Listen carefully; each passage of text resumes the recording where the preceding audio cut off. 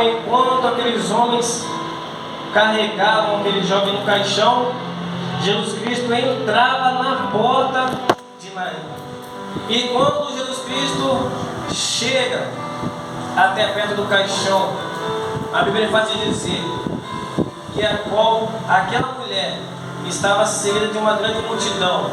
Sim, Deus. Para velarem, para sepultarem aquele jovem. E lá fora, antes de entrar na cidade de Naim, Jesus Cristo também, é um detalhe, irmãos, Jesus Cristo também estava seguido de uma grande multidão. Glória a Deus. E vai dizer que quando Jesus Cristo chega perto daquele caixão, a Bíblia fala que ele toca no esquife. Ele sentiu uma compaixão, uma íntima compaixão por conta do sofrimento dela. E ele toca, licença, né? Toca no esquife, que é qual é? Caixão. E quando ele tocou naquele esquife, aqueles homens, outro detalhe nesse versículo 14, onde a igreja leu, vemos um abre e fecha parênteses. Os irmãos vão entender o mistério, que quando Jesus Cristo toca no esquife, abre parênteses, e aqueles que estavam carregando o caixão pararam. É verdade. Fecha parênteses. E ele não ficou somente no toque do esquife do caixão, mas ele disse: mancebo ou jovem, a ti te digo, levanta-te. Eita! E aquele jovem levantou na mesma hora. Jesus pegou ele, aquele jovem entregou a sua mãe. É verdade.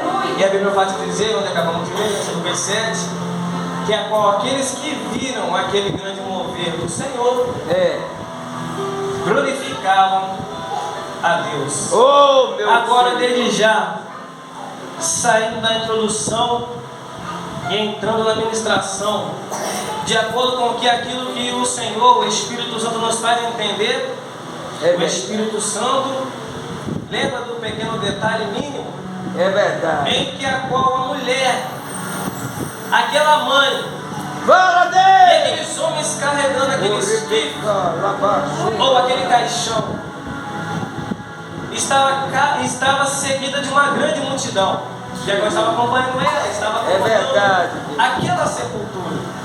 E Jesus Cristo lá fora, entrando pela porta de Naim, estava também seguido de uma outra, além dos seus discípulos, né? Estava seguido por muitos dos seus discípulos e uma grande multidão, separadamente. Eita, glória! Separadamente. É verdade. Nos fazendo entender o Espírito Santo nesta parte.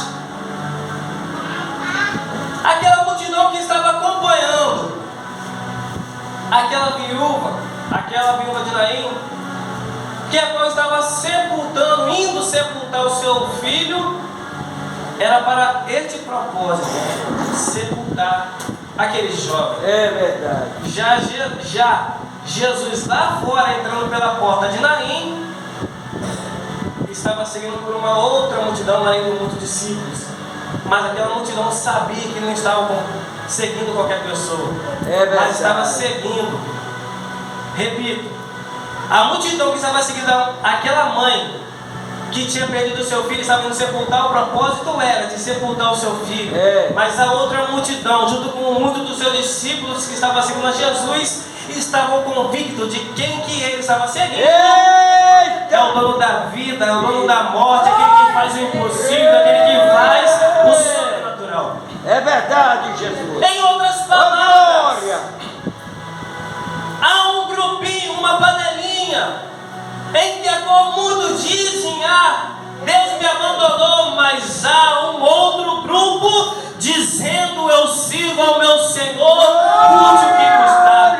Há uma panelinha falando: eu não quero servir mais a igreja, não está mais valendo a pena, o Senhor não está mais abrindo as portas para mim. Mas há um outro grupo dizendo: eu amo servir a este meu Senhor, o meu prazer é de estar na presença do meu Deus. Uma panelinha está falando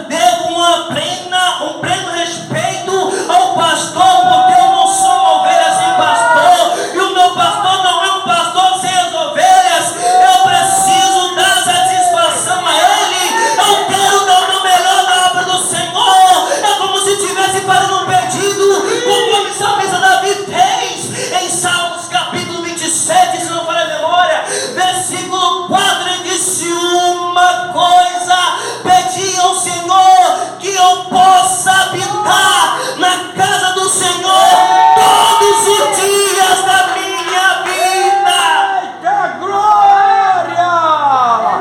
É por aí! Aí apóstolo Paulo diz, na carta aos Romanos, capítulo 5, versículo 20, aonde abundou o pecado, Ei, papai!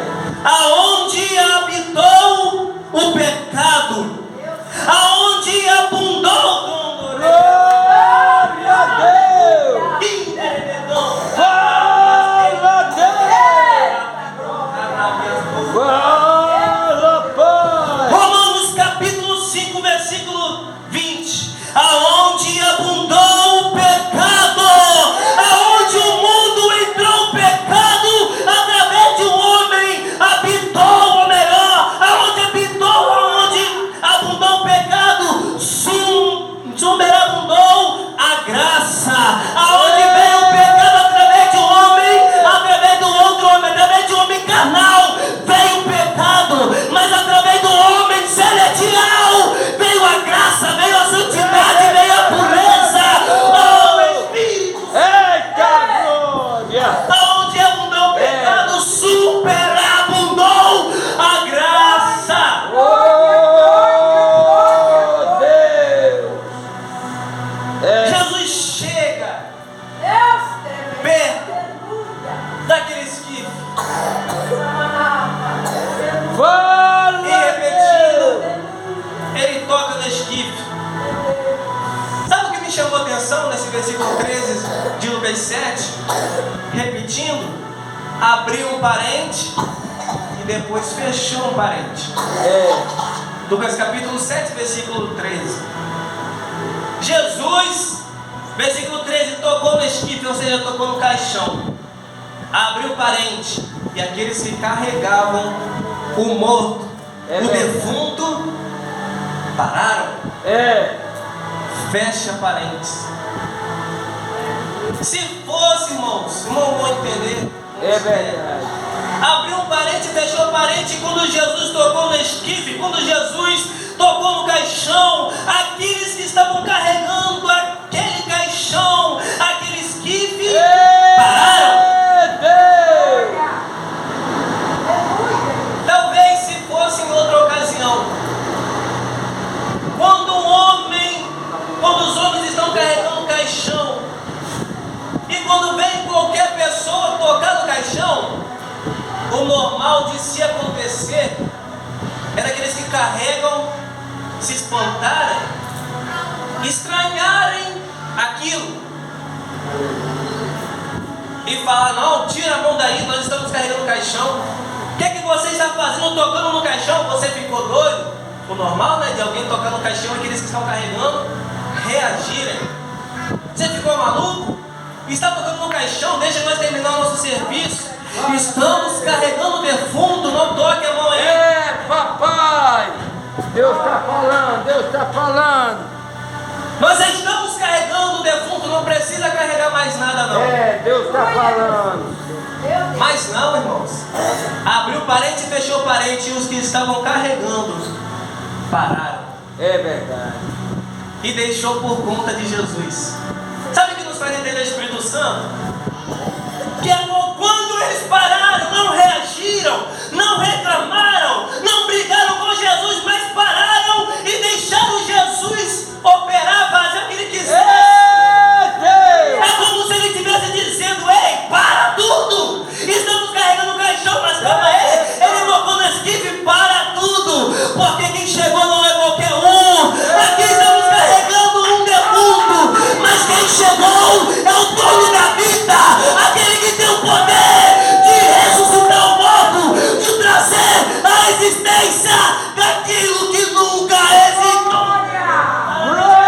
daquilo que nunca viam, nunca houve existência. Então, para tudo, deixa por conta dele. Fala, Deus! Eles reconheceram, irmão, que não era qualquer um que chegou naquela ocasião, naquele lugar, naquele momento, mas reconheceram, deram reverência a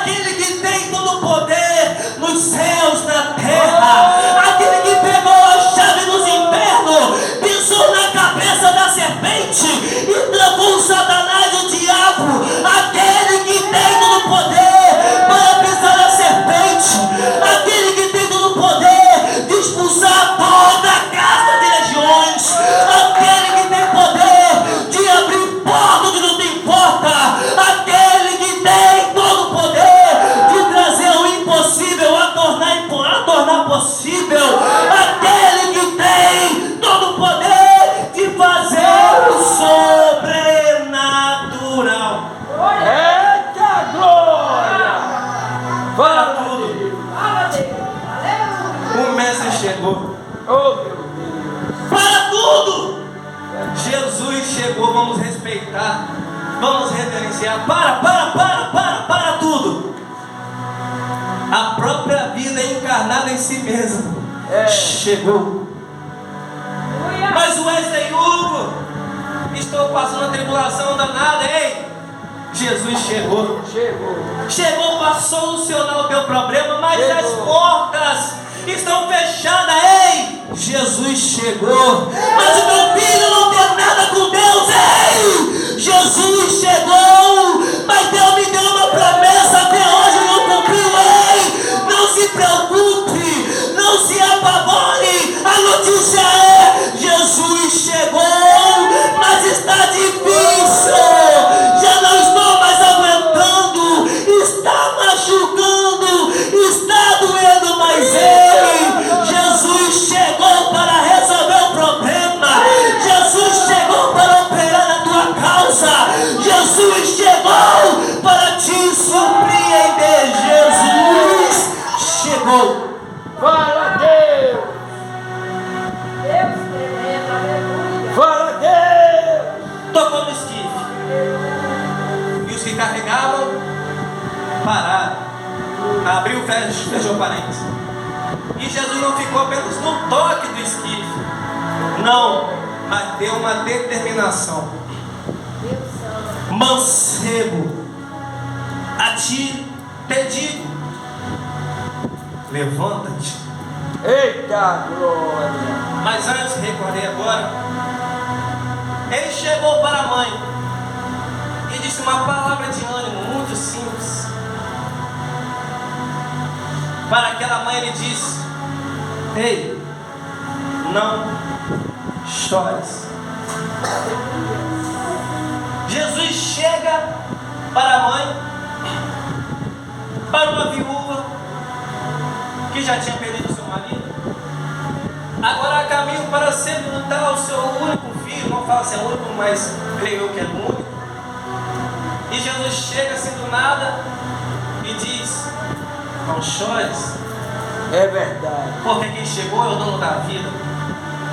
Vemos que quando ele chegou na casa de Jairo, depois que houve aquela passagem, né, não entramos em detalhes, que a qual a mulher do fruto de sangue tocou já com o propósito do seu coração: se eu não somente tocar no seu vestido, eu ficarei sã ou curada. Aí quando chega na casa de Jairo, ele pergunta: por que alvoroçais? E por que chorais?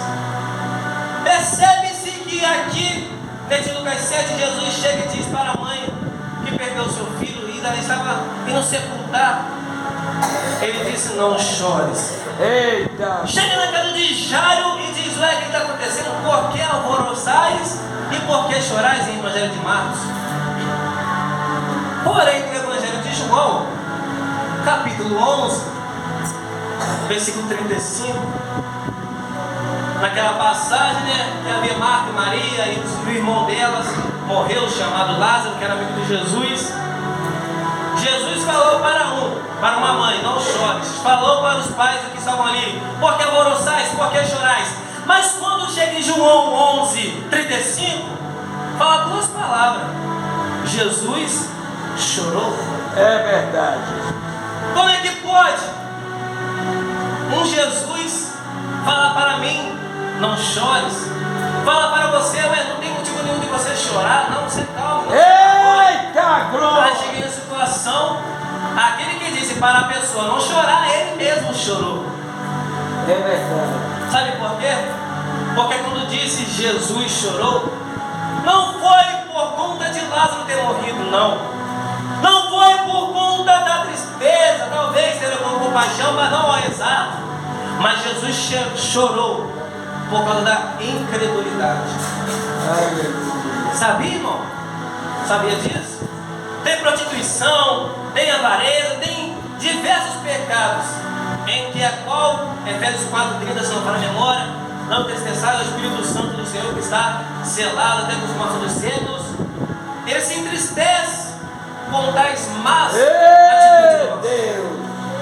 Mas a falta de fé entristece ao Senhor mais ainda. Amém, Jesus. A palavra não diz: sem fé não pode agradar a Deus. É. em Hebreus, né? Capítulo 11, versículo 6. Eita, Sem glória! fé não pode agradar a Deus. Sem fé não tem como agradar a Deus. Não, mas fala bem claro assim. Em Hebreus 11, 6. Glória a Deus! Sem fé é impossível. Olha que palavra, irmão. Sem fé é impossível agradar a Deus. É verdade. Então, se estamos sem fé, estamos desagradando a Deus. É. Mais um exemplo. Olha a irmã Duda, por exemplo. Já está aqui na frente mesmo. A irmã Duda fala para o Wesley Hugo: ó, Wesley, eu estou te devendo aquilo, aquela visita ou aquele dinheiro, mas semana que vem eu te dou a minha palavra que vou te pagar. Vou cumprir o que eu te prometi, por exemplo. Aí o Wesley Hugo assim: já tem 2 meses já que está me devendo. Não acredito na sua palavra não. Você não vai pagar nem semana que vem nem nunca, porque você não pagou até, né, a palavra dos outros hoje em dia. Você não pagou até hoje, vai pagar quando? Não vai pagar nunca, só vai ficar prometendo. A irmã Duda, sabendo disso, ouvindo através das costas dos outros, pela boca dos outros, ou da minha boca mesmo, mas não acredito, você não tem palavra. É verdade. Olha uma palavra que machuca, irmão. Pastor Francisco É verdade. promete algo a qualquer um dos irmãos: olha, eu vou fazer isso por você tal dia. Aí diz: pastor Francisco, o senhor marcou um dia, não foi. Marcou 2, não foi. Marcou 3, o senhor não foi. Agora vai marcar de novo. Não vai cumprir nunca. Como que o coração do Senhor vai ficar? É verdade. Imagina alguém falar na tua cara: você não tem palavra. Você não é homem de palavra. Você não é mulher de palavra. Olha como que machuca, irmão. Os irmãos estão sentindo a pressão dessa palavra. De você, sem maldade no coração, talvez prometeu, não cumpriu, mas não foi por maldade. Mas você vai e promete de novo: eu não consegui naquele dia, mas eu vou tal dia. A pessoa dizer: acho que não foi até hoje, não vai mais não. Não dói, irmão? Fala a verdade. É verdade. Seja sincero. Agora olhe para Deus, um Deus todo-poderoso, que criou os céus e a terra. E a pessoa, por causa das circunstâncias, por causa da dificuldade, a pessoa blasfemar e reclamar e dizer: eu não creio. Deus me prometeu, mas eu não acredito. Porque se não chegou até hoje, não vai chegar mais. Não tem mais jeito. Se Deus não libertou até hoje, não vai libertar. Como é que fica o coração de Deus, irmão? É como se Deus estivesse olhando dos altos céus na terra para muitos incrédulos ao dizer: ué, você está duvidando, crente? Você está sendo incrédulo, meu filho. Você está blasfemando, meu servo. Senhor, me abandonou. O Senhor virou as costas para mim.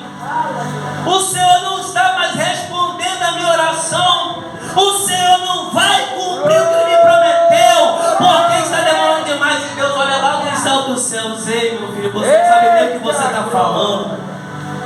Você esqueceu do Deus que você serve. Você esqueceu da majestade que eu tenho. Você se esqueceu do poder que eu tenho sobre as minhas mãos. Se esqueceu de tudo que eu fiz por você, de tudo que eu fiz lá no passado e de tudo que eu faço até hoje. Já não é o suficiente para demonstrar que eu sou na tua vida, que eu sou poderoso, que eu sou fiel. Por que está reclamando? Por que está blasfemando, filha minha? Por que está sem fé, filho meu? Por que está com a fé abalada? Você não tem motivo para isso, não. É verdade. Porque você não serve qualquer Deus, mas você serve um Deus que é como o salmista Davi, jovem segundo o coração do Senhor. Fez uma pergunta e ele mesmo respondeu. E ele lhe disse em Salmos, no seu capítulo 24, desde o primeiro versículo: e eis que está entrando o Rei da Glória. E quem é o Rei da Glória? E ele respondeu: Jesus é o Rei da Glória, o Nazareno, o Todo-Poderoso. Ele é o Rei da Glória. Onde em Gênesis, no capítulo 1 em diante, esse Deus que muitos duvidam no falar, em apenas na palavra, Ele criou esta terra e tudo que há nela. Ele disse que haja luz, a treva já havia. Por isso que Ele disse que haja apenas a luz, porque já havia trevas. Que haja luz, e se Ele tocar as mãos só no falar, houve-se luz. E agora que haja a separação das trevas com a luz, e com o falar de Deus houve a separação das trevas e da luz. Agora que haja mares, e assim conforme o falar de Deus, sem precisar de tocar a mão, houve-se os mares. Que agora haja separação do mar com a terra seca, e conforme a palavra, o falar de Deus, houve a separação do mar e da terra seca. Ele foi prosseguindo, que haja isto, e conforme a palavra, houve-se isso. Que haja separação disto com isto, e conforme o falar de Deus, houve a separação de tudo que Ele ordenou. E se Ele criou esta terra e tudo que há nela, apenas no falar, apenas nas palavras, o que Ele não pode fazer por cada um de nós, irmãos? Evangelho de Lucas capítulo 1, versículo 37. Quando Ele curou a esterilidade da mãe do profeta João Batista, por nome Isabel, lá no finalzinho, quando Ele cumpriu a sua promessa para Zacarias, pai do profeta João Batista, Ele disse em 1,37 do Evangelho de Lucas: porque para Deus nada é impossível. Eita glória! É verdade. Aí Ele tomou uma atitude. Primeiro, tocou no esquife, tocou no caixão. Segundo, mancebo, deu uma determinação: a ti te digo, levanta-te. Vemos quando o profeta Ezequiel, em poucos detalhes, se dizer, o Senhor disse, quando perguntou: poderão reviver esses ossos? Ezequiel 37. Ó Senhor, tu, ó sabes, ou seja, jogou toda a responsabilidade, todo o poder, toda a reverência ao Senhor. E Ele disse: então profetiza. E então o profeta Ezequiel profetizou, e tudo que o Senhor ordenou o profeta Ezequiel profetizar, aconteceu. Quando o Senhor Jesus Cristo chegou na casa da sogra de Pedro, Ele estendeu suas mãos, ele estava com febre, determinou a vida, é determinação, irmão. Grave essa palavra fácil, já conhecemos, determinação. Quando Ele tocou nas mãos da sogra de Pedro, determinou a vitória, determinou a cura. Na mesma hora, a sogra de Pedro foi curada. Quando Ele estendeu as mãos, a filha de Jairo, em Evangelho de Marcos, Ele disse: Talita cumi, que traduzido é: jovem, mancebo, menina, a ti te digo, levanta-te. Conforme a palavra de Jesus, aquela jovem se levantou. Atos capítulo 2 ou capítulo 3, se não falha a memória, anda o servo do Senhor, o discípulo Pedro e discípulo João, indo até o templo, que é qual estava ali assentado na porta do templo, e ali estava sentado um mendigo, e todos que entravam para adorar a Deus naquele templo, o mendigo estendia as mãos, me deu uma esmola, e dava uma esmola a ele. Passava outro, me dava uma esmola, dava esmola a ele. Mas quando passa dois servos do Senhor, discípulo Pedro e discípulo João, a Bíblia pode dizer que quando eles vão entrar, na expectativa de entrar ao templo para adorar o Senhor, o mendigo interroga eles e fala: me dê uma moeda, me dê uma esmola. Discípulo Pedro e discípulo João olham um para o outro. Eles estavam conversando em estavam um olhando para o outro quando aquele mendigo pediu uma esmola. Eles estavam conversando em espírito, no pensamento do mendigo, que estava desligado disso. Eles estão olhando para o outro. Vão meter a mão no bolso e me dar uma esmola. Vão meter a mão no bolso e vão me dar uma moeda que eu estou pedindo. Mas eles estavam conversando. Eles estavam olhando um para o outro, conversando em espírito, e o mendigo fitando os olhos dele. E quando desviraram um de outro e olharam para o mendigo, discípulo Pedro deu uma determinação: ei mendigo, olhe para nós. Não temos prata, não temos ouro, mas o que temos, isto nós te damos. Levanta-te.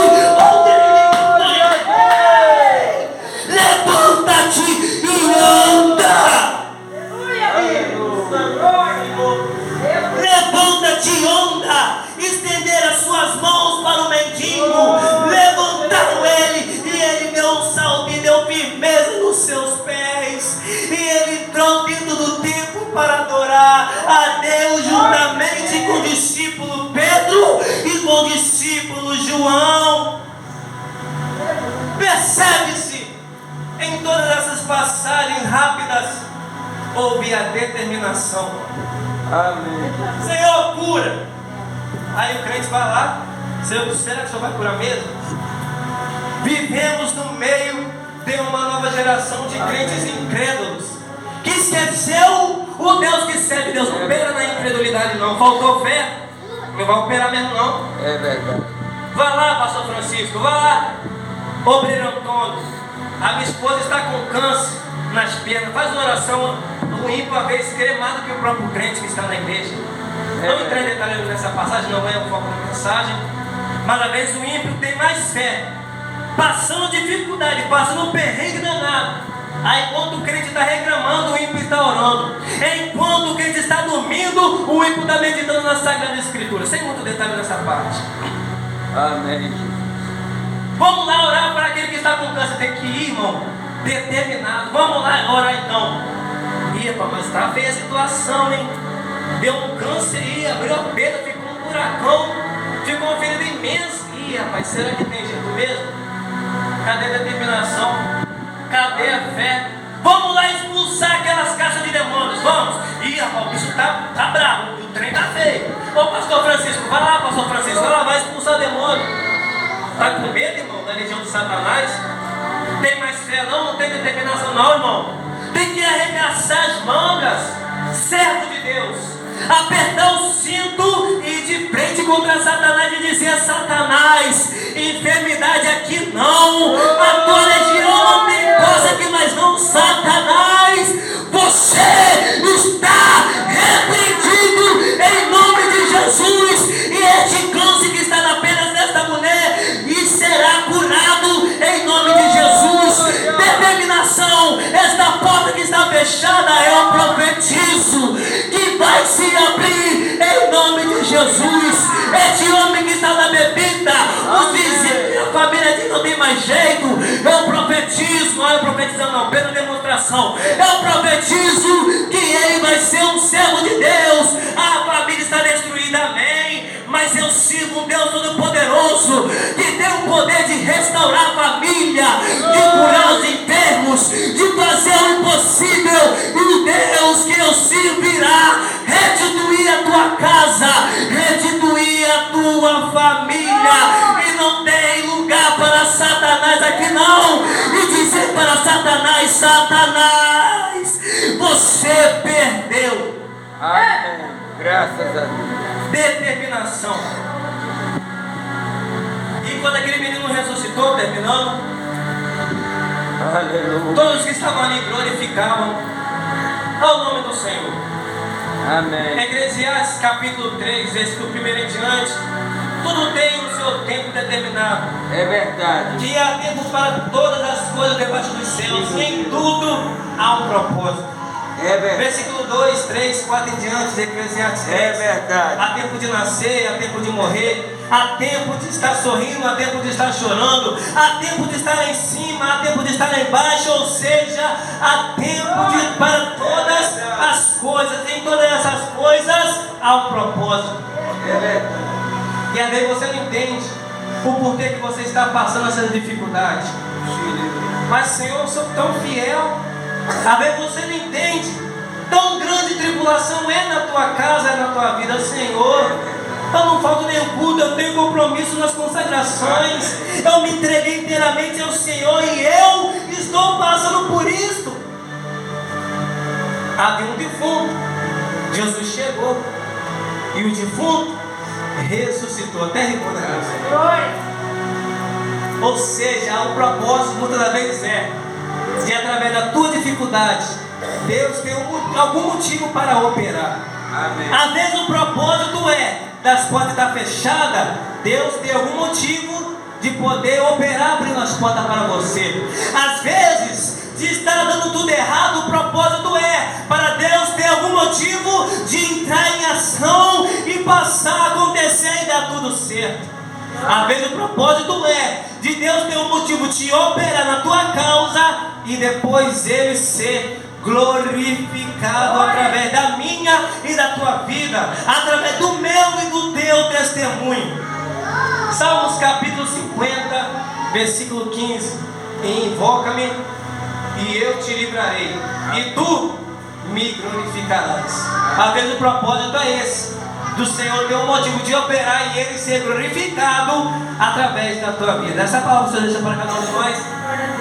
Que o Espírito Santo venha permanecer palestrando em cada coração, em cada mente pessoalmente. A sempre dessa oportunidade no nome de Jesus.